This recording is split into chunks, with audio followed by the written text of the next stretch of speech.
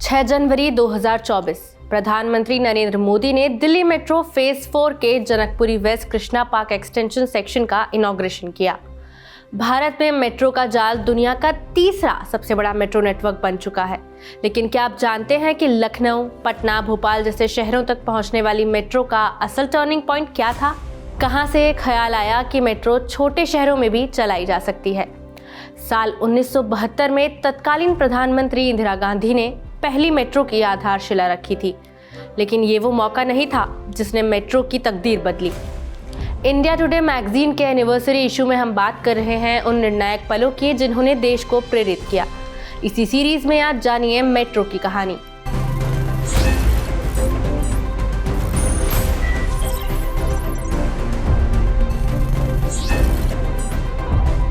शुरुआत में फंडिंग और लॉजिस्टिक्स से जुड़ी चुनौतियों से मेट्रो की रफ्तार धीमी रही। साल 1984 में कोलकाता के भवानीपुर और एस्प्लेनेड के बीच पहली मेट्रो ट्रेन चली। कहने को तो ये एक मामूली शुरुआत थी, लेकिन इसने भारत में अगले 4 दशक के शहरी परिवहन की छवि ही बदल दी। लगभग उसी समय 1984 में दिल्ली में अर्बन आर्ट कमीशन ने 3 underground mass rapid transit corridor सहित एक मल्टी मॉडल परिवहन प्रणाली का प्रस्ताव रखा था।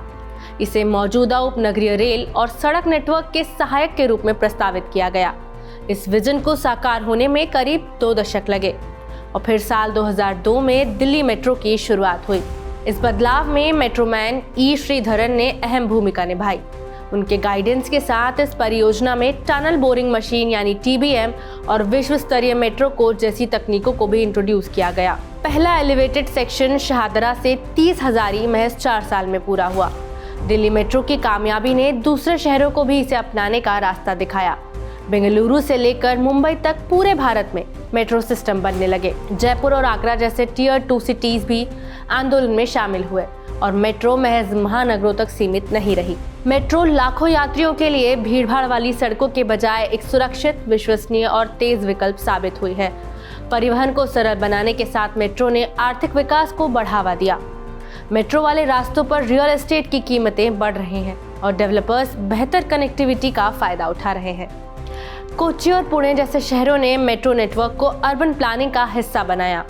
एनर्जी सेवर ट्रेन और सोलर एनर्जी से चलने वाला बुनियादी ढांचा भारत के जलवायु लक्ष्यों के अनुरूप भी है। BEML लिमिटेड और टीटागढ़ रेल सिस्टम जैसी कंपनियों ने ट्रेन और उसके पुर्जों को देश में ही बनाकर भारत की इंपोर्ट पर डिपेंडेंसी कम कर दी है।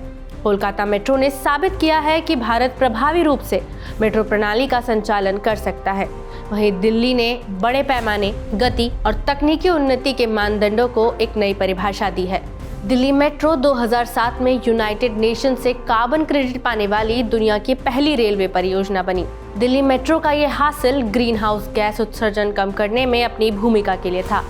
राज्य के पूर्व मुख्यमंत्री के शब्दों में कहें तो दिल्ली मेट्रो एक रोल मॉडल। आपको मेट्रो की ये जर्नी कैसी लगी, हमें कमेंट बॉक्स में जरूर बताएं।